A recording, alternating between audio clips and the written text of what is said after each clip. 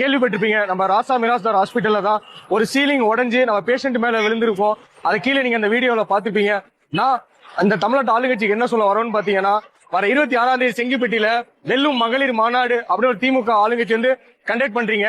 அதுல முக்கியமான டெல்டா அமைச்சர்கள், எம்எல்ஏ, திமுக சார்ந்த எம்பி எல்லாரும் பெரும் புள்ளிகள் எல்லாம் அந்த மாநாட்டுக்கு வராங்க. நான் என்ன சொல்றேன்னா, அதே அமைச்சர்கள், அதே திமுக பெரும் புள்ளிகள் இந்த ராசா மிராஸ்தார் ஹாஸ்பிட்டல் ஒரு விசிட் பண்ணுங்க. ஏன்னா சில வண்டிகள் வந்து காணா போகுது. அது மட்டும் இல்லாம இங்க உள்ள பாத்ரூம் ஃபெசிலிட்டிஸும் வந்து சரியா போக முடியல. அதே நபர்கள் மருத்துவ கல்லூரிக்கும் போங்க. ஒரு அமைச்சர்கள் இல்ல ஒரு மகளிர் யாராச்சும் ஒரு திமுக அமைச்சர்கள் உள்ள ஒரு பொறுப்புல ஒரு மகளிர் அந்த பாத்ரூமை ஒரு நல்ல முறை யூஸ் பண்ணிட்டீங்கன்னா உங்களுக்கு தெரியும் மக்களோட அவல நிலை என்னன்ட்டுன்னு.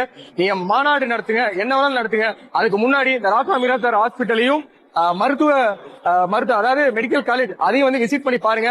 ஒரு பாத்ரூம் ஃபெசிலிட்டிஸ் எப்படி இருக்கு, எப்படி ட்ரீட் பண்றாங்க பேஷண்ட அப்படின்னு உள்ள வந்துட்டு உண்மையிலேயே நல்லா இருக்குன்னு நீங்க சொல்லுங்க. அதுக்கப்புறம் நம்ம என்னன்னு பேசிக்கலாம். நன்றி.